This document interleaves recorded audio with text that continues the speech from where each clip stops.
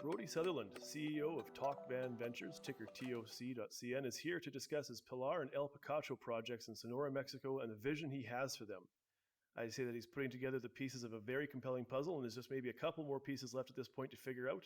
But before I turn it over to Brodie, just as always, right, forward-looking statements, blue sky discussions, all standard disclaimers apply. We're going to be having some interesting conversations that will, by necessity, require him to be kind of looking to the future. So don't hold that against me or Brodie. Otherwise, yeah, Brodie, welcome to the show. This is your first time on.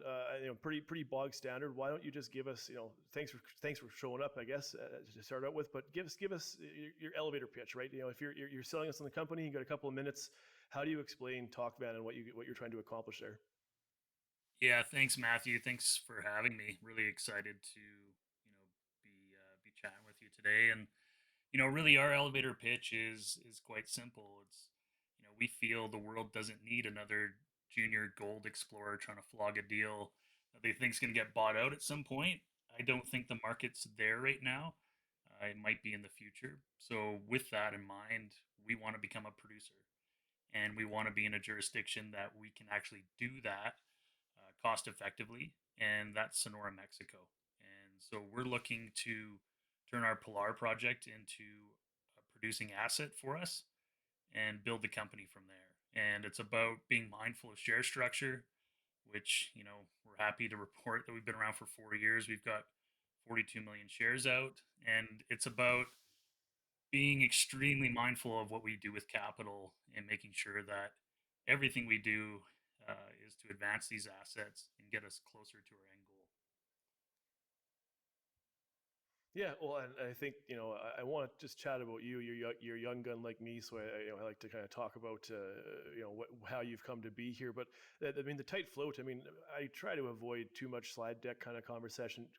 People can do that themselves, but for these primers, it does make sense to chat about the basics a bit. So you say extremely tight float, 41 million shares. I mean, let's just be for the historical record.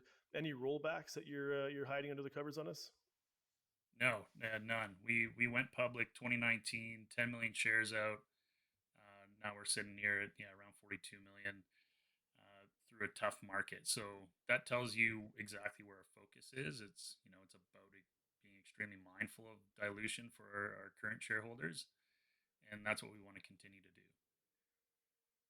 And so, what's the overhang on that? Options and warrants and their pricing, and what do we have? What do you have there? That's kind of Yeah, maybe what's left out as there? Yeah, so we've got 9 million warrants currently. Their average price is $1.22. So a lot of wiggle room between where we're trading today. Around 38-40 cents. So there's not a lot of resistance that we'd see from the warrants. They're all held by friendlies too, so we wouldn't expect that as we get up to those levels. The options, primarily held by management, key consultants that have been around the company for a long time. Even those, they're averaging, I think around 60 or 70 cents. So we've got a few at the lower levels, some from early days around 15 cents that are expiring this year. But everything is priced fairly high in that, we did have a fantastic run when we first kind of rediscovered Pilar and had some excellent drill results there. And so a lot of our shareholders have been priced in at higher levels than today, and they've been patiently waiting for this market to correct and see that sentiment return back to gold and silver, which we're very optimistic that it will. starting to see maybe signs of life, right? I mean, I think I've talked about this in other avenues that you're starting to see actual damage being done to some companies, right? And I think that starts to mark that the bottom might be, if not in, we're getting close. Yeah, transitioning to you though, right? So I mean, yeah, you just want to give it's not, we don't have to get back to your kindergarten days, but do you want to talk about, your path to becoming CEO here? Yeah, I'm a geologist by background. Uh, was fortunate to graduate from university during a boom time, so it was a lot of work, and I was quickly kind of thrown into the opportunity to work internationally. So I spent early in my career working nearly 20 countries over a 6 year span. And that really kind of opened my eyes to what works for a project. What do you need? What are the key components? It also put me into different jurisdictions that are much more challenging than somewhere in Mexico. I spent a lot of time in the Amazon, spent a lot of time in remote Canada, Alaska, and I think that's given me a background of what it takes to advance these projects. And really, if you're looking to advance something and get it all the way across the line, you need to be in a jurisdiction that has not only the infrastructure to do that, but a mindset of being able to produce. And we feel like that's Sonora, and the fact that it's got all the technical expertise that you need as well. So we've been, even though my background's in geology, I've been a founder of the company from the onset. My role has slowly advanced to the CEO position, and I think now it's about applying my skill set and building the team that we need in Mexico to build out these assets. And again, that's one of the key components about Sonora is that you've got all these developed mines there. So you've got personnel that understand mining. This is their backyard, and we can draw from that technical expertise and apply it. And so we're very proud of the fact that our entire technical team is built in Sonora. That's their home. Our office is there, and that allows us to really take full advantage of not only the opportunities that we see there, but making sure that we've got our finger on the pulse each step of the way. Yeah, I mean, you touched on a couple of things that I hope to get to as well, right? And I think that, like you say, where this location is, the hurdle to the barriers to entry, the barriers to economic viability are remarkably low, right? And that's one of the reasons why I think this is a really compelling story for me. Just one last one, and I think I'm always partial to geo CEOs, geos that have to learn the marketing side of things versus marketing CEOs have to learn the geological side of things. Just a kind of a question here, just kind of for you to reflect on things. I mean, what have you had to learn on the fly, right? You become a CEO, like you say, you had some remarkable success. It's been a couple of years. What have you had to learn, like I say, on the fly to kind of become a successful CEO of a junior aspirational producer, right? Yeah, I think it's a dynamic industry. There's a lot constantly going on. I think the big lessons that I've learned over the last couple of years being in the CEO role is that there's so many things that you can control, and you need to be on top of those. There's also things that you can't, and the general market sentiment is one of them. There's only so much you can do to push, but you know I've felt like the big lesson for me has been you've got to if there's an issue, you've got to run at it and deal with it right away. And that's been kind of our mindset is that we know what we want to do, we know what we want to build, and if there's any issues that come up along the way, we need to basically attack it, get on it right away, and use our collective expertise to find a solution for it. So that's been one of the key pieces. Obviously, the market is another side of it, and it's about just aligning with the right people that understand our vision, what we want to accomplish. And on that side, you need a bit of patience as well. You need to understand you got to build relationships, and that's what we're looking to do is continue to build those relationships and grow from there.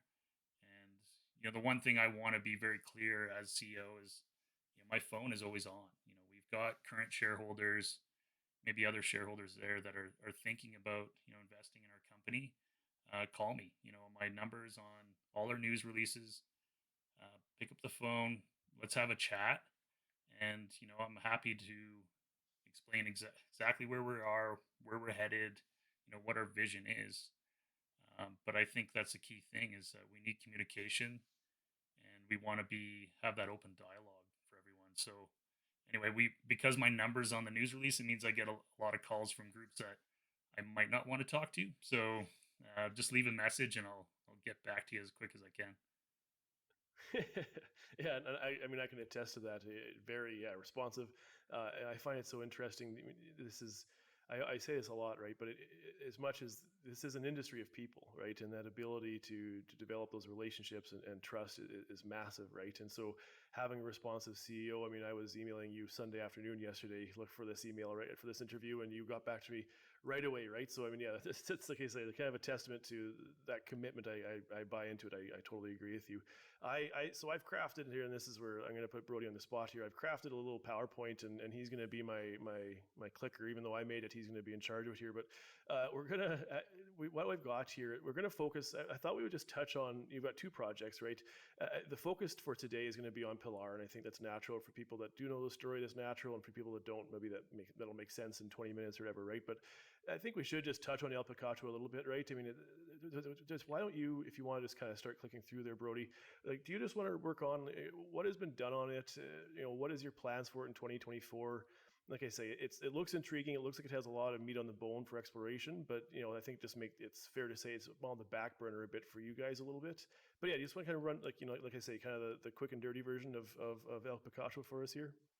Yeah, awesome. I'm yeah happy to start with Picacho because we rarely talk about it because of the success we've had at Pilar. But Picacho, just kind of to set the framework here. It's 18 kilometers away from the San Francisco mine, which has been on and off production for decades.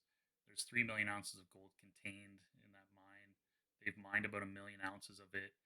It was discovered by Fresnillo in the late 80s, and they basically sold it off because they had about 400,000 ounces of 2 grams per ton gold oxide, which wasn't big enough for Fresnillo back then. So they had sold it off, and then now it's been built out to an even bigger asset. So what's really interesting there is that Fresnillo has a long history of working and operating in this area. In the same trend, this is part of the Caborca Gold Belt. They have La Herradura, which is a huge, massive open pit gold mine.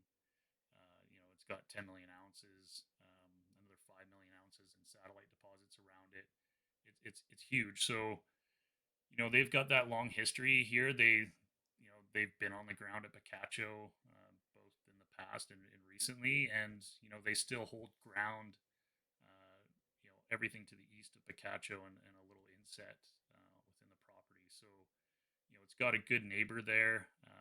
It's right off a national rail line, right off of a 4-lane highway that connects Hermosillo, the capital of Sonora, with Tucson, Arizona. So great access.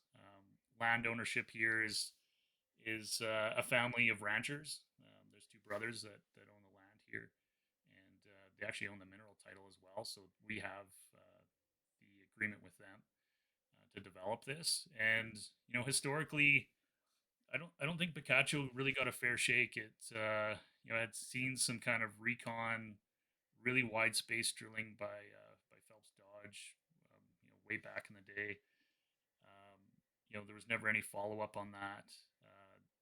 One of the groups that had bought San Francisco mine, uh, Timmins Gold, they did some work, especially around the San Ramon prospect, and they were seeing really good indications that there was something there. But again, this was around 2012 where the price of gold then fell apart, and they never really went back. And so the project sat stagnant for over a decade. And we came across it and saw the opportunity. It's got 6 kilometers of prospective trend, uh, defined by artisanal mine workings, which are underground shafts, underground drives, significant in any way, but clear indications that past workers high grade mineralization, and obviously getting something to go down. In one case at San Ramon, 90 meters underground. So quite significant there, but basically no drilling on it, and that's where we really saw the opportunity. We drilled for the first time in late 2022 at San Ramon. We did 10 holes, 1,000 meters, all targeting near surface gold silver mineralization, and all 10 holes hit something. Probably three of them kind of saw the grade that we wanted, and that's really right in line with what you see at San Francisco. Um, there, it's these are kind of orogenic type gold deposits where you need drill density or wide diameter drilling because you get very coarse, nuggety gold. And if anyone wants to look at our last news release, you'll see exactly what I mean. You get those kind of VG specimen type gold samples.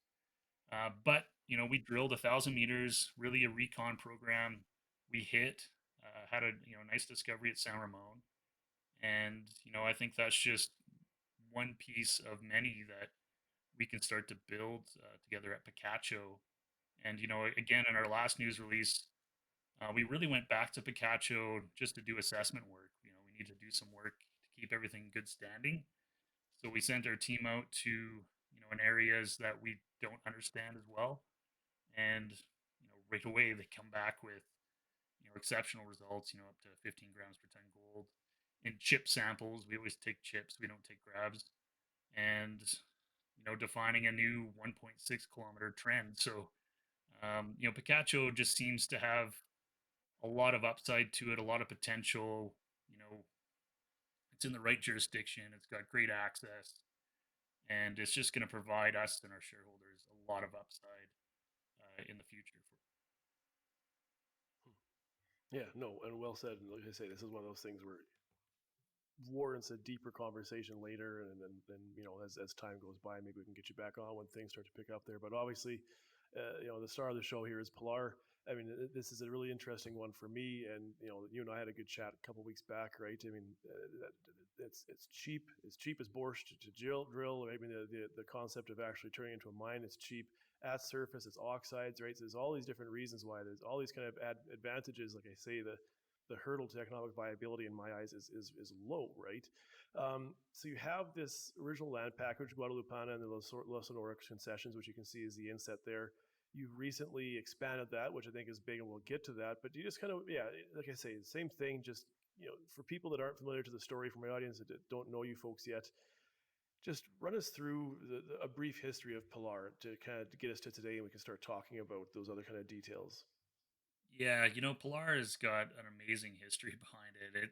It was discovered by actually the Lundin family in the mid '90s. So 96, 97, they had a Mexican subsidiary company exploring here, and they hit it was 21 meters at 38 grams per ton gold, and the same values for silver. So some amazing results really, and some other holes that hit 10 meters, 10 grams kind of thing. Mid 90s, so gold's $300 an ounce. You need to hit all high grade for it to really work, and that's not really what Pilar is. It's not all high grade, although you do get those fantastic high grade results. There's also this kind of broad low grade mineralization associated with that high grade. And so for Santa Catalina, the Lundin family company there, it wasn't enough of the high grade at the time, so they had walked away from it. And after that, it was kind of held by more prospectors that saw the potential, were trying to advance it, but never really had like a big vision for what to do with Pilar. Just going back and drilling, trying to understand what was going on there. And you know that's part of the opportunity that we saw, is that we knew that there's some fantastic mineralization at Pilar. It's all right at surface. It looked at that time to be oxide material, amenable to heap leach. And between 2010 and 2018, it had saw several drill programs completed on it. Each program came back with good results, but each time kind of during a difficult time in the market where it was underappreciated.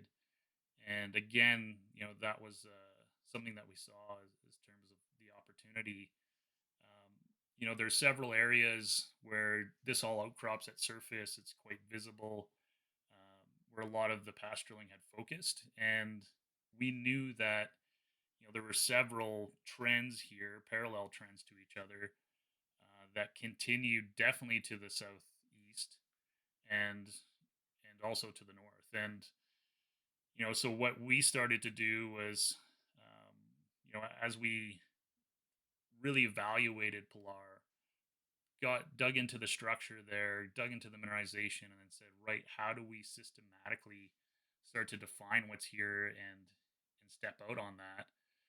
What we discovered is that a lot of the past drilling was, some holes were vertical, and this is a vertical. These high grade structures are vertical, so that's not the ideal orientation to drill it. It looks as the overall kind of plunge of this system is towards the northeast, and some holes were kind of drilled parallel to that as well. So what we learned quickly is that if you're drill to the southwest and you seem to come across both those high grade structures and the overall plunge of this thing, and as we started to do that, we hit some fantastic results, and we keep doing that, and now it's about evaluating, okay, how far do these trends go. We know we've got parallel ones that have been very poorly defined in the past, and it's about now evaluating those. And then the exciting thing is that we've acquired all the land around it, and it seems to be extremely prospective. We know that this extends immediately to the north, and that's all playing into why we've focused on that first before trying to jump into a resource straight away. Is that we knew there was big opportunity to be able to expand that once we could consolidate the land here. Yeah, excellent. No, good intro. And so, I mean, just for the sake of people that are viewing this, I have up. This is from the 2016 technical report, not written by the predecessors here. A couple of things there. You can see North Hill main zone and then the 4T. This is from the original two concessions, and then as Brodie referenced, they have significantly increased their land package. And I think this is something that, as I came across this story, right? I mean, the initial land package a little tight, a little cramped, right? And so being able to expand that for a lot of reasons, even as you say, expanding to production and have, you need space for those sort of things, not to mention additional targets, right? Can you, so let's start talking about, you have, and we'll talk about, potential resource size in a second here and all that other kind of stuff. But let's just talk about expanding you've got a geological model, you got a working thesis in terms of how you've explored these first two concessions. You have a good understanding, historical understanding, and now you're looking to expand that to the rest of this updated and enlarged land package. What are the data points? I'd asked you for geophys, and you said that's yet to come, or it's in the process of. If I read the news releases properly, but what are you working on right now to develop your targets? What data sets do you have that you're using to start to identify targets and prospects for the expanded land package? Yeah, it's one, this image here kind of doesn't really put it all into light. Because of the angle we're looking at it. This is looking at it in Google Earth, but really what we acquired is 20 times bigger than the original Pilar package that we had. So it's a significant add for prospective land around us. And the one thing that we heard a lot over the last few years, because I mean this is something we've been looking to consolidate for a while, is that don't bother. There's nothing north of Pilar. It's not prospective. There's nothing there. You're just gonna waste your time. Yeah, we don't believe that at all. We have a model in mind for Pilar that, again, we have these high grade structures, very very structurally controlled. A lot of different phases of brecciation, which is fantastic when you're looking at a mineralized system. You want those kind of multi phase systems, and we know that there's parallel trends to it. And as we step to the northeast, we're finding more and more of those trends and starting to define them. And when we looked at that as the overall geological model, we know that this package of rocks, this is all hosted within volcanic andesites, and they continue all the way to the east, to the extent of the new boundary. And as those continue, wherever you get one of those fault structures, you potentially have similar mineralization. And we could see in satellite imagery that there was some kind of indications that those could exist. But what was the big tell for us, and it's very simple, is that the placer mining activity in the area has been quite extensive, especially the last 2 years.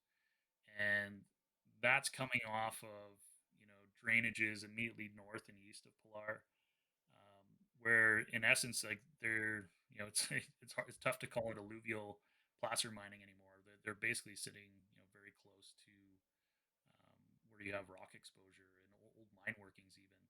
And what we can see there is telling us that yes, there are other structures like we see at Pilar that are obviously mineralized, obviously because they wouldn't be there, um, mining gold out of the creek valleys if there wasn't. So I mean that's the obvious indicator that we cannot deny, and so for us, that's the first strong indication that we have.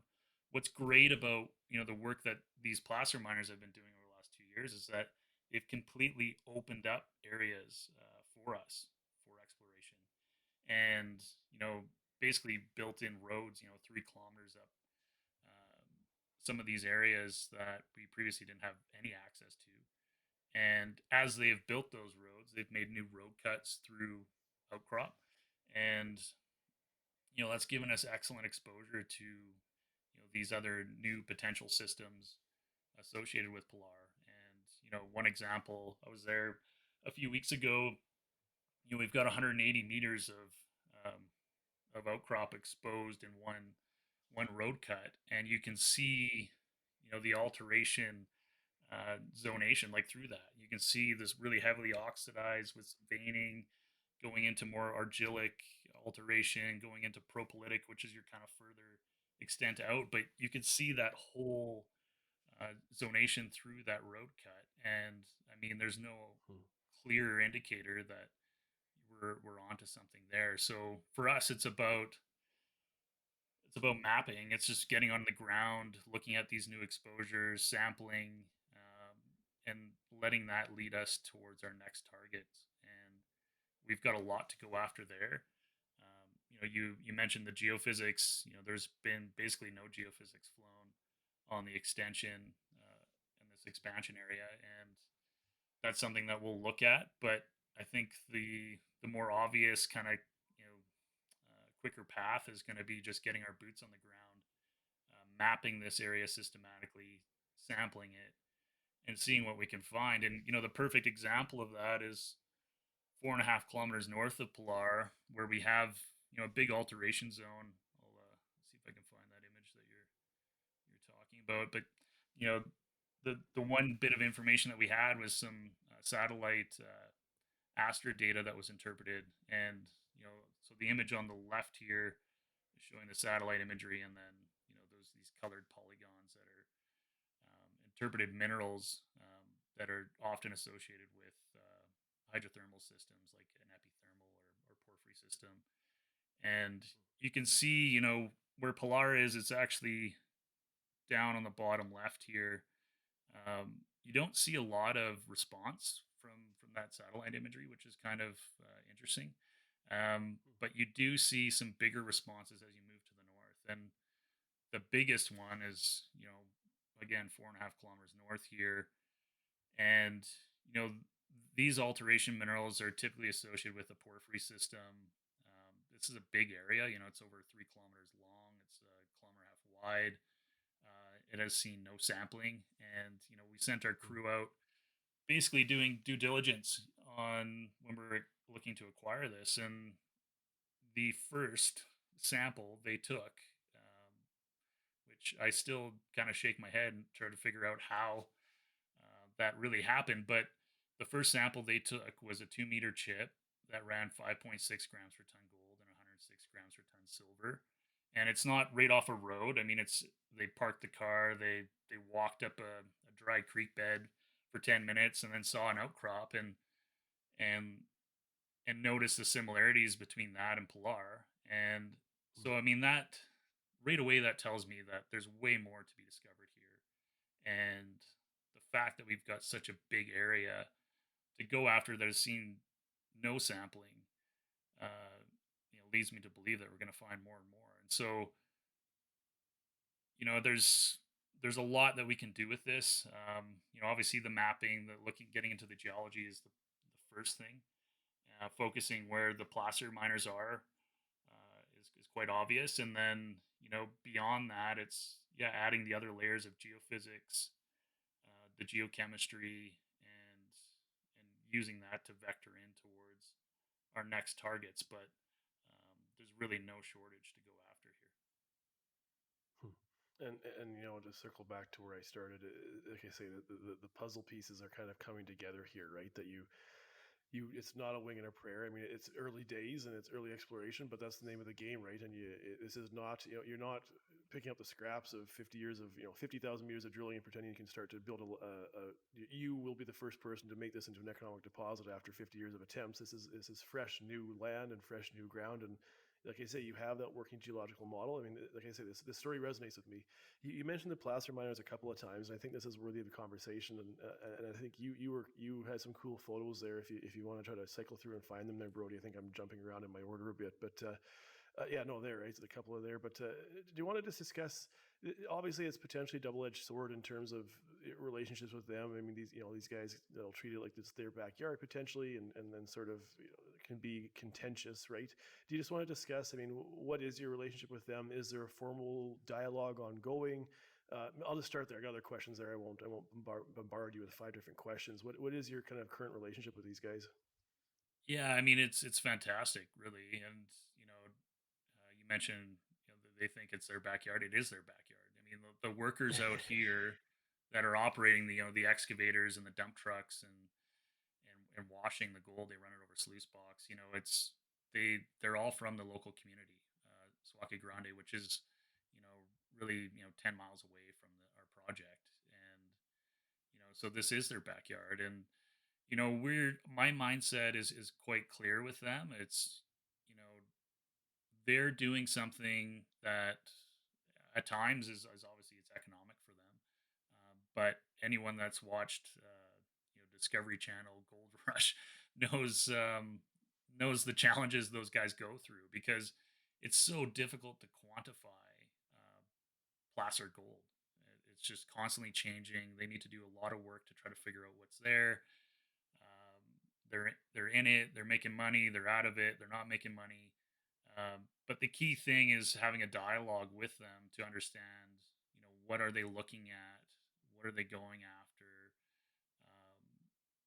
and being able to work with them on that. And again, they've basically opened up, not only this area, but several others, through the work that they've done.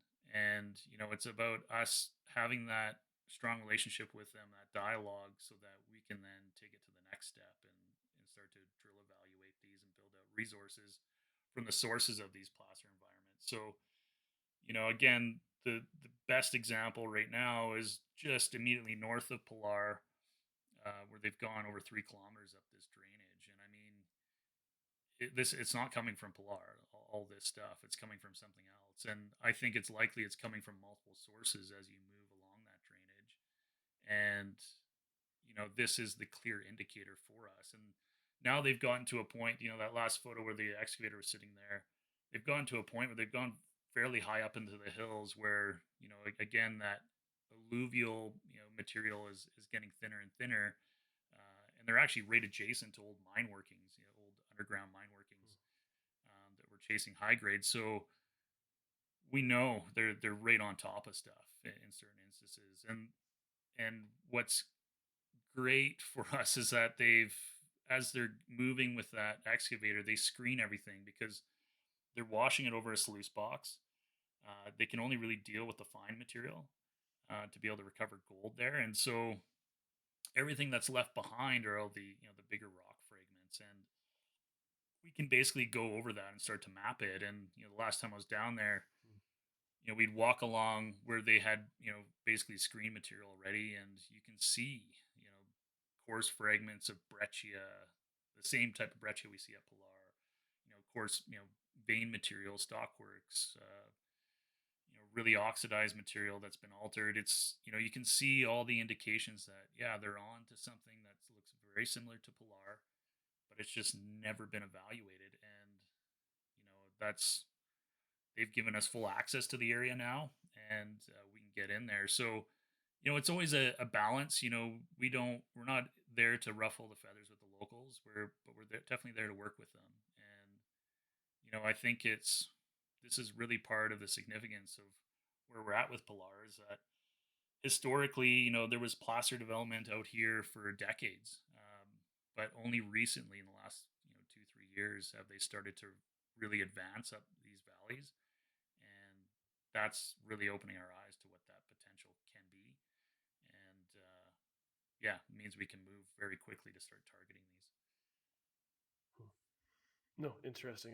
It's such a it's a unique thing dealing with these guys that yeah, it's they've been doing it for such a long time, and that the relationship is so key because yeah, you can understand why they would be concerned maybe that you're going to eat their lunch, so to speak, right? Let's switch gears here though. I mean, big part of the story is just so how cheap it is, right? And so, do you just want to give us your headline number? I mean, your cost per meter to drill. This is something that is a huge advantage for you, right? Yeah, we're looking at 130 US dollars a meter to drill. That's RC. If we want to drill core, add another $40 to that. So it's Hmm. extremely cost effective to drill here. Again, we're in Sonora. There's probably a dozen drill operators, companies, service companies in Hermosillo, 2 hour drive away from the project. So there's a lot to draw from, but we've been lucky to work with some of the top groups there, and they've got fantastic rates to be able to drill. And talking about that number, that's all in. That's fire assay, that's ICP, that's our geologists, that's all the time, the equipment it takes. That's all in. So it's tough to be in a jurisdiction that you can get any cheaper than that to drill, Hmm. and is a huge advantage for us. And it's not just that; it's all the other components that are tied to that. And I know you're talking to another company later this week that really touts low cost and quick turnaround. And this is again the advantage of being in Sonora is that we have an ALS prep lab in Hermosillo, 2 hour drive from the project, that has a fantastic turnaround. Often we see less than 3 week turnaround for both fire assay and ICP, and that gives us a huge advantage. We get that data back quicker. We can make better decisions and follow up on things faster. So again, it's just Sonora's got so many of these pieces that you look for in a key jurisdiction, and that's really why we want to focus there. Yeah, and so at this point, I'm going to transition because so far we've kind of been discussing this as an exploration story, and when you and I had our first phone conversation there a few weeks back, what grabbed my attention was, and you kind of referenced it in your elevator pitch, is that it's more than that, right? This is not just a classic exploration story where you're just fishing for a buyout, but I mean, your goal is to take this to fast track this to production, right? And so I think this is kind of like I say, we'll transition here and start talking about this vision you have to, in a very short kind of telescope time frame, uh, get pouring, right? Get producing. And so I guess yeah, again, just to frame this conversation, you just want to take a minute here and just explain the rationale, your vision behind it, and what the rationale is for getting there so fast. Yeah, yeah. I mean, it really comes down to again Sonora being a jurisdiction that understands mining, has a long history of mining. Really, all the small towns in Sonora are there because of a mine. Really, in most cases. But the key thing there is to permit to explore is um, very quick, very streamlined. We can permit a big drill program, over 2 years in 21 days, and there's not many Hmm. jurisdictions that you can do that. We can pre-COVID, you could permit a mine development in 6 to 9 months. Uh, I don't think there's another jurisdiction out there you can do that. Now, post COVID, that slowed down. And, it's an election year in Mexico. There's an election coming up June 2nd. And the current government that's been in power for a while is kind of more playing to the southern states in Mexico, but has kind of been quite vocal in terms of how they want to see mining be more focused on community benefit, be more focused on environmental impact, water usage, all things that obviously we're very aligned with. But that slowed down the permitting process. So now you're kind of looking at maybe 18 months, a little bit longer to get your mine development permit back. But that is still extremely fast. And, I think there's probably a strong case that that timeline speeds up after the election, even. So we could see it return back to, 12, 18-month kind of time frame. But because of that timeline, this is the key advantage for us is that on a short scale, we can move this from exploration to production. And the cost to do that is, again, relatively low. If you look at other jurisdictions, the costs that need to go into permitting, again, over, Canada, US, you're looking at, probably 8 to 15 years for your timeline for permitting. And you're looking at millions and millions of dollars to do it. Here, a fraction of that. And that's again the advantage that we see is that we can move things quickly for relatively low costs, and that's what we want to do. And we're not the first movers in that. There's other companies that have come before us that have done just that, that have built operating mines in Sonora for less than $15 million, and that's we're really where we want to be. 18 months from now, we're going through basically all the steps for permitting to submit our application this year, and then you're looking at 18 months out from that, potentially having your permit back and being ready to build. And our kind of overarching concept and vision is that if we can be at pre-construction and still only have 60 to 70 million shares out, uh,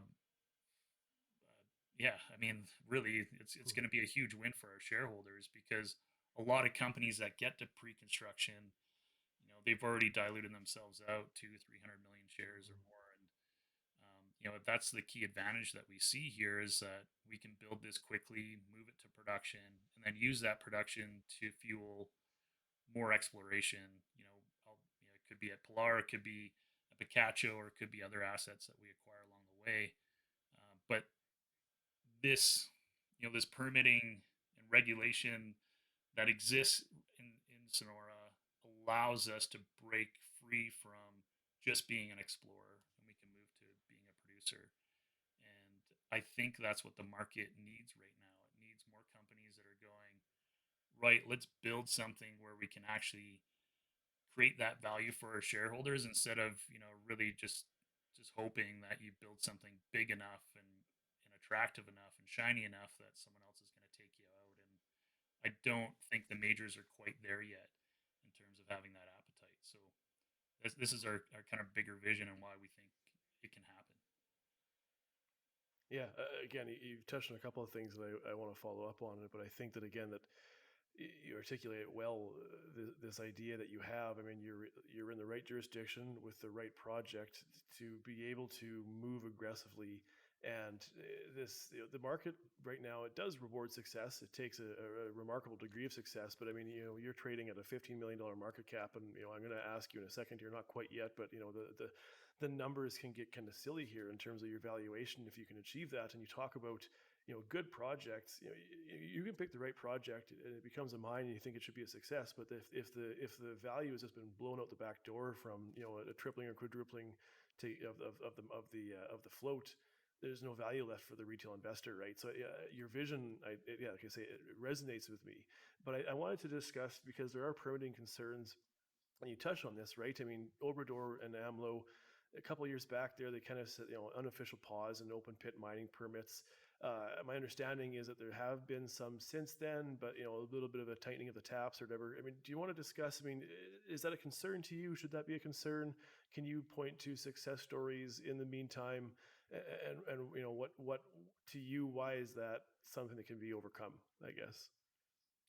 Yeah, I think the main thing you need to recognize is that there's a lot of rhetoric, especially revolving around mining in Mexico, because it can be a sensitive topic, especially in states that may not have that long history of mining.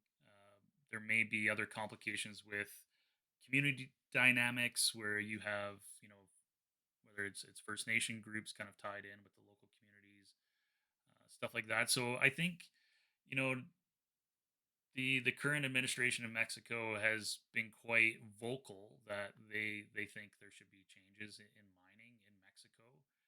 They've made certain moves, but the clear indication to us is that that's more focused on certain jurisdictions that exclude Sonora for the most part, and the other thing is that it's a lot of it is that kind of rhetoric that's built around a narrative where they're trying to get to their voter base. And I look at in some of the more southern states like Torex Gold is a fantastic story. I think they've done extremely well with their ESG and working with all the stakeholders there, and I think that shows you what the potential can be in Mexico. But getting closer to home for us in Sonora, Minera Alamos and their Santana mine, they put into production over the last year and a half, and that's an open pit that's 50 kilometers away from us. That's it's a very, I think, very similar size and scale and upward potential that we see at Pilar. And for us, that's the clear indicator that look, this thing just got permitted.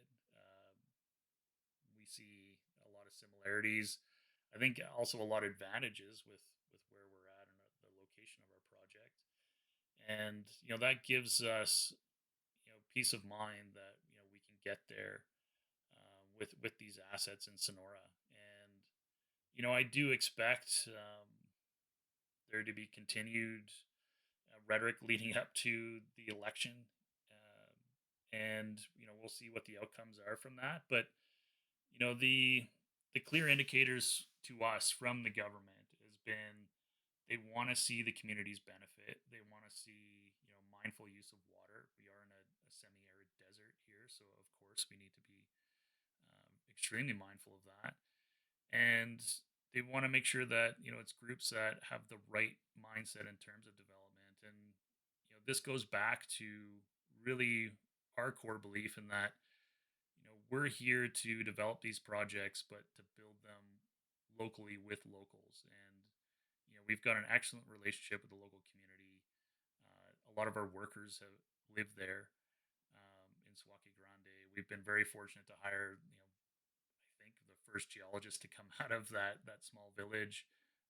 Hmm. One of our workers is actually now going to university to become a geologist. So we sucked another Hmm. one into the industry, and you know, but it's that it's because we're there to work with them and build with them, and again, like Sonora, it's built for mining. It's got like 70 operating mines currently there, small scale, big scale, but I don't think there's 70 operating mines in Canada. Like this is a place that understands mining. It's got a long history of it. I think if you're doing the right things and have the right approach there, that there should be really nothing that holds you back. And I think environmentally, Pilar is in a great spot. It's close to a local community, but far enough away that any water draw isn't going to impact them. We're talking semi-arid desert, very low environmental impact. A lot of things that we can do to secure that and maintain it. And we feel that it's kind of in that sweet spot of location, but also having great access to infrastructure. So we're very very mindful of all that. But again, if I were to pick a jurisdiction, I'd pick Sonora any day over pretty much anything. So Hmm. Hmm. Yeah, and like you said, that was part of your due diligence process when you selected these projects. So we're going to bounce off Minera Alamos here a couple times in the next few questions here because I think it's an important analog, right? And I guess I'm kind of answering the question I'm going to ask you right now. But people dig into this, right? They listen to this or they know the story and they start doing their research. And they say, well, fast track to production, reasonable expectations to get there. Uh, but you're not even a PA though, right? So that eyebrow that might get raised at that, right? Because I mean, you talk about your confidence intervals and 30% variability, and the ability to sort of narrow those intervals down to something that can be a reasonable, bankable feasibility. And you're kind of, you're kind of dodging that, or turning it on its head, and you're moving forward without that sometimes arduous process of these economic and feasibility studies. And so, I mean, what are your rebuttals? And like I say, I kind of called my shot here a little bit in terms of that, but I mean, you have analogs to help. But what is your rebuttal to concerns when it comes to that kind of conversation? Yeah, I think the first thing is companies often they jump down that track because they feel they need to attract investment or what have you. And I think often that can happen prematurely, and it's something that we've been mindful from the start because we talked about this early on in this conversation is that Pilar wasn't a huge area to start with, and we wanted to be able to consolidate the area around it to expand on that potential. And we didn't want to jump into a resource there until we had, that available to us. So that's part of, really what we're trying to build is, being mindful of the back end size potential that we want to align with. And so that's the first thing. The second is that to go down this path of permitting for a mine development, you don't need a resource. And yeah, look at Minera Alamos. They just put out a resource on Santana, basically like 2.5 3 years after they submitted that application for mining. So um, I think that's key as well, is that we know the permit's going to take time, so let's get it going so that we can move down that path. But in the meantime, build out what we have. And so our mindset has been, let's make sure we've got something significant at Pilar. We've done that with the drilling we've done, on the property. We've drilled 8,000 meters on Pilar so far. Historically, there was around 15,000 meters. So, we've got 23,000 meters of drilling there to draw from and start building towards a resource. Um, and I think what we've been able to do has added to that significantly. And so internally, we know what we have. We're confident in that. Otherwise, we wouldn't be starting to pursue this permitting aspect. Um, but again, then it's about, now we've got the expansion area. Let's build that out bigger and bigger. And the best time to do it is while we're waiting for the permit. And, you know, we want to be mindful of how we do that. We don't want to just go out and drill as many meters as possible because, you know, we can or we have time. It's about trying to identify what else is out there, get a good foothold on that, and then, kind of leave it until we're producing. And then we can allocate that capital again without diluting our shareholders to develop and build those out. And that's really what we want to focus on coming up here. So I understand it's a bit of a different approach, but I feel that it's the right one for us. And we do want to build towards a maiden resource by the end of this year. And after that, we will look at whether we need to go down a PEA route to get the financing we need for a mine build. But those are all things we'll evaluate as we need to, instead of just getting caught into that same trap of trying to get out a resource as quick as possible, um, Hmm. and setting, I think, the bar too low for what our upside potential is. And that happens, right? Too early, and people don't understand the potential if you come out too early. This is an interesting comment that, as you were just discussing this, I almost feel like you're the flip side of the coin to, say, like Tombstone in the Yukon, right, where you've got fireweed and you've got snowline gold and these absolute world class deposits, but they're in the middle of nowhere. And so, how much is it going to cost to get them to production? We have no idea. There's so much infrastructure that has to get built, and all, roads and power lines and all the rest, right? That there has to be a very exacting sort of approach to the economics of that. Where for me, when I see TOCVAN, I see it's in a neighborhood, like you say. I mean, it's a well-established jurisdiction.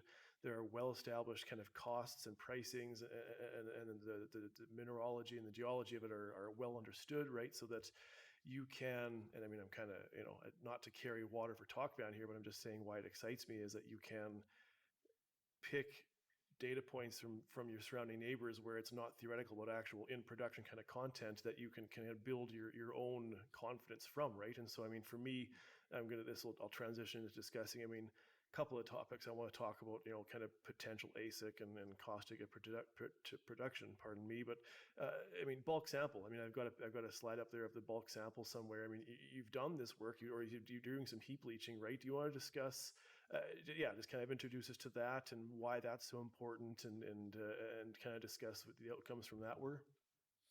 Yeah, the bulk sample was, I mean, it was an awesome process for us to go through as a team, and really to try to showcase what the potential is at Pilar, and also again take advantage of the fact that we're in this jurisdiction that has facilities around us that we can process this material. And so, our concept there was we had done some early metallurgical work, the typical column leach studies, agitated bottle roll studies, all showing very encouraging recovery of gold and silver at Pilar, and showing that it's oxide material. It is amenable to that kind of heap leach processing, and that is the lowest cost. If you're looking at all in sustaining costs, like your lowest is going to be a heap leach setup. And if you look at groups like Mineralamos, they kind of tout that they can keep that in like the $800 $900 all in sustaining cost range, which is fantastic. They're making a lot of money at $2,000 gold. So that's something that we wanted to showcase, and the fact that the mineralization at Pilar is right at surface was something that we were able to do quite easily. We've already had trenches cut through it, full road access through the entire deposit where it's exposed, and so we were very quickly be able to permit just a trench program to extract that material. And there was a local facility 20 kilometers away that had everything we needed in terms of space for a heap leach pad, a crusher to crush all that material, to screen it, and then to collect the solution off that heap leach pad and put it through columns, using carbon absorption, um, and test that full cycle, like exactly what that would look like using the material from Pilar. And we were very successful in showing that. And I think there's critics always out there that are saying, like, it's not a necessary step, but I completely disagree. I think it is, because there's so many things that you learn about your material when you run through that process. And for us, it was learning that yes, you can use heap leach to recover the metals, um, but you can also use other methods, and like gravity, like agitated leach. And so it allowed us to start to evaluate, okay, what would those type of flow works look like, and how would it compare to a heap leach setup? And we're very lucky at Pilar. The gold and silver is fairly liberated. It's not tied to a mineral that kind of makes it difficult to get out.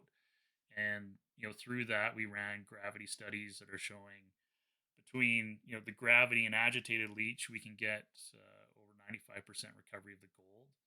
And it's so our next steps are then to start to fully evaluate that, so that we can run a comparison with the heap leach and go, right, the economics are showing that this is the methodology that we need to use to extract these metals. And this is going to be the most cost effective or most profitable for us. And it's really all about just getting that metal out of the ground, and the fact that we were able to pour that Dore bar, which um, you know I won't tell you my There you address, go. but like like to be able to do that as a Yeah. a junior explorer, I think is a significant step. And it's showing where our mindset's at. It's showing proof of concept. The bulk sample, it is about collecting that data. Uh, the bulk sample isn't about making money for the company; it's about collecting that data, so that in the future, when we do become a producer, we're not stumbling out of the gate trying to figure out, what's going on with the metallurgy. Why is it behaving like this? We've already gone through those steps and learned those things, and now we can apply them as we look to move towards development. And I think that you're demonstrating well that despite the early days in terms of potentially what maybe people might consider early days for economic studies, that there is a lot of deliberate and very intentional sort of that approach that has to happen to have a high confidence chance that at a profitable mining business or profitable production. It's ongoing, right? So this work is happening. Having the bulk sample done, I mean, 60 to 90% is your variation. Recovery rates more than 90% in some rates, and so you're doing the work and understanding what you've got and what you have to have happen. And so maybe this is a transition. This is one that one of the users on CEO.ca asked me to ask you, and it's a classic one, and it's critical. I mean, what is the size of the prize here, right? I mean, like I said, it's not it doesn't have to be world class deposit like Snowline Gold to make a go of it, But so based on those original two concessions, so we'll sidestep the expansion of Pilar. I mean, what is the size of the prize here? What the total ounces you think you're going to get total, and then annual tonnage if we're going to start talking about this being a mine within 2 or 3 years as well. Sure. And again, Yeah. sorry to interrupt you, Brodie, but just of course, this is again classic forward-looking statement here, right? This is all very Yeah. speculative in nature, and so let's not hang him by his ankles here if we're off a bit here. Yeah, for sure. I mean, that's the thing, right? Is we're looking at the blue sky potential at Pilar, and obviously we have a lot of confidence with what we've drilled so far, and we've got a lot of confidence in the future targets that we'll go after, within those original two concessions. But we feel that you know the upward potential of original Pilar, the small one, was around 700,000 ounces of gold, and we think that we can build towards that, but that's not actually what our original goal is going to be. It's going to be, if we can show 400,000 ounces, or closer to 500,000 ounces potentially of recoverable metal there. um, that's going to be a perfect sweet spot for us, because our vision initially is to build it out, be able to produce 50,000 ounces of recovered metal annually. And if we can do that as a start, I mean, we can build it from there. And comfortably then have, 8 to 10 years of mine life early on, and then look to expand on all of that with the expansion property at Pilar, with other acquisitions with Picacho, and just keep building from there. But, I think that's a nice sweet spot in terms of trying to um, trying to be somewhat aggressive, but also not trying to go, yeah, we're going to hunt for 200,000 ounces a year kind of thing. We don't need that. We just need to slowly build it from here, and look to grow, and that's what we want to focus on. I think with the expansion, our the upside potential is we are looking at multi-million ounces there. Same with Picacho. But again, let's just build out what we need as the starting point, and then grow naturally from there. Mm. And starting to get into the dollars and cents that all of this leads to that, and that's what ultimately matters. But you've got the analog of Minera Alamos. He said 800-900 bucks for their ASIC. Let's round up to 1,000. And people, this is pretty simple math. You're just going to be adding some zeros, right? $1,000 ASIC, $2,000 gold, 50,000 ounces a year, 8 to 10 year mine life. I mean, this is why. I mean, this catches my eye, right? This is a story of will you execute? Can you execute? But I mean, the prize here is significant. For like I say, you guys are trading. I haven't checked yet today, but I mean, yeah, give or take a couple $1 million at $15 million market cap, if I'm not mistaken. And you can see why, in terms of selecting companies that provide you that risk to reward kind of the asymmetrical opportunities, this one stands out to me, right? And so maybe having said all that, right? I mean, cost to get to production then, right? So I mean, you've got what looks to be a very profitable, decently high degree confidence plan and a vision to get there. how much is it going to cost to get you there? What's the cost to get you production, initial capex? Yeah, I mean, that's where it gets really interesting. Is You're exactly right. Like we kind of coming at it from the opposite end of the spectrum of a Snowline Gold or something, where they're just looking to build out as many millions of ounces as they can because they need it. They need to show that to prove that you can produce off this thing. So for us, again, we've got Minera Alamos there. They've probably done it the cheapest that any group has ever done it, I think. And they tout that it cost them 10 million Canadian to build their mine at Santana, which I mean is incredibly low. If you look at other PAs in our jurisdiction, you're looking at somewhere between 15 to 20 million to build out a mine. Uh, that's still like incredibly low. I mean, look at other jurisdictions, Idaho, Ontario. You're always looking at probably 200, 300 million for your initial capex to get going. And I think again that's the advantage that we have here is that for such a low initial spend, you can get producing, start making money, and grow it from there. So that's kind of our advantage that we're looking at. And it's also like from here to get to that pre-construction isn't going to take a lot of capital either in a relative sense to be able to build that out. Yeah, and so there you go again, right? That another puzzle piece sort of clicks into place here, that it's not hundreds of millions of dollars. Which, I mean, doesn't matter how good of a project you have or how compelling it is. If for a $15 million market cap company, you just can't find $200 million without absolutely just blowing out and reducing any chance at a meaningful return for people, right? And so yeah, you discuss these things that, again, that I find why TOCVAN catches my eye.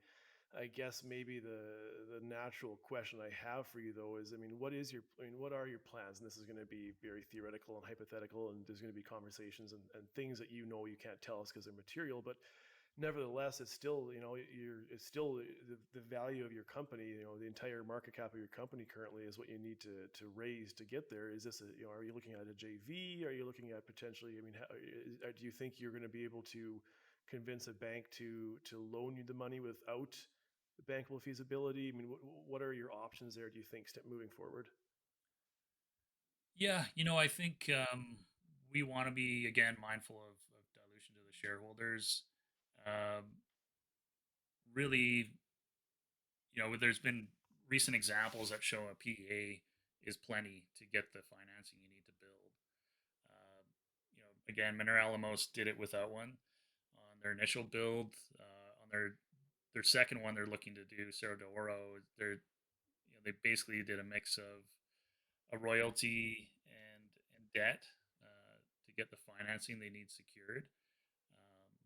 And I can kind of foresee something similar to that, doing a debt deal where we can pay that back quickly to get online and moving. That would not dilute our shareholders. I think that's probably something we can take advantage of. Yeah, obviously it's an important question for us, and we're fortunate in that there's been some great examples of what you can do. And again, looking at Minera Alamos, they were able to finance Santana with the equity and royalty deal that they did with Osisco. Um, so that's something that we could always entertain. Their next mine that they're looking to bring online, they're doing a royalty and debt financing to build it. They do have a PA on that project, giving the financier some confidence there. So there's a lot of things that we can look to entertain, but as always, we want to be mindful of dilution to our shareholders. We, it needs to be the right group if we look to do a JV. Uh, Again, we don't want our shareholders to miss out on the upside potential that we see at Pilar in doing that. And it's not a huge amount of capital that we'd be looking for. So, I think there's going to be a lot of different ways we can go about it to finance it, but we're confident we can get there quite successfully with what we have at Pilar and build out from there. So, and it's not going to take a lot of capital to get to that pre-construction phase as well. And so I think, from here on out, our vision is to, keep that share structure intact, so that when we do get to production, our shareholders see immense upside because, 15 million market cap today. If you look at a group like Mineralamos, they're 150 million plus, and they've got some management that I'm sure they get a bit of a premium from them. But ultimately, the difference is that they made that step towards production, and so if our shareholders can see a significant upside just by doing that, that's a key thing that we want to achieve. But just option agreements, right? So you're kind of in the process of securing 100% ownership. And like I say, I've got the numbers, but can you just run through, I mean, how much is left outstanding? And maybe this is going to be challenging you for your mental math, but you're in the process of, but not yet there. What's left on the bone for 2024 and beyond to get to 100% ownership of all these three separate, if we include Pilar twice, their projects or properties? Yeah, so we own 51% of Pilar today. We can buy the remaining 49% for 2 million Canadian, and we intend to do that, relatively quickly here. It makes all the sense in the world. It's 2 million Canadian for half an asset that we feel is going to provide tremendous growth for us. It's a very simple decision to make. On the expansion area that we've just secured, we've got some heavier cash payments on that. It's all in. We're looking at 4 million for the purchase on that. We've really just started that, so I think we're kind of looking at like 3.75 million left. But we do get a bit of a breather here over the next 2 years where there's going to be no payment. So that allows us to get Pilar up and running, and then we can utilize cash from that to pay out the remainder of that option agreement. Picacho's in a similar boat in that we've been making fairly small cash payments to the property owner there for the last 2 years. Those are slowly going to start to go up, and our all-in cost payments there is about 2 million, and we've done about a quarter of that so far. So what we've built is, again, being mindful of where we want to head in the direction that we want to go with getting this into being a producing asset, so we can then deploy that capital without having to dilute our shareholders out fully there. So that's the mindset. In all scenarios, we can own 100% of the properties. That's been key to us. In most scenarios, we can buy out a significant portion of the NSR off them, and just trying to keep to that mindset of, there's going to be some heavier payments down the road, but if we're executing on our overall vision here, then we'll be able to make those payments easily. And you can see how you've kind of aligned things in a way that, if it's, every story is always about execution, right? But if you can actually execute on a timeline that approximates what you think you can accomplish, that the things come together very neatly for you in a very kind of effective way. And I think finally that this draws us to an end here, Brodie. And I mean, after a 70-minute conversation, it seems kind of strange to ask if there's anything that I've missed or any, but I'll leave you final thoughts. Anything you want to mention that, like I say, that somehow we didn't talk about? Yeah, I know it's been a long one. So anyone that's stuck it all the way through, congrats to you. Definitely owe you a beer or coffee when we can meet in person. But I think we've hit all the key points. Really for us, it's all about we're very much aligned with our shareholders. We're in this for the win. We're in it for the growth of the company, so we can all benefit from that. And I think if there's any really big takeaway, it's just that we're always available. If you want to chat with us, have questions, pick up the phone, give me a call, send us an email. We can set up a call that way as well. We just want to be there for our shareholders and be able to communicate. And especially the ones that listen to this entire video, I definitely want to talk to you. Yeah, a little hidden Easter egg at the end here, eh? Yeah. Well, no, good. Thank you, Brodie. Appreciate your time. It was a great conversation. Yeah, very informative, and it's a heck of a story, and I'm looking forward to watching it play out. So, TOCVAN Ventures, Brodie Sutherland, yeah, go check him out. It's well worth your time. And thank you for your time, Brodie. Thank you, Matthew. Yeah.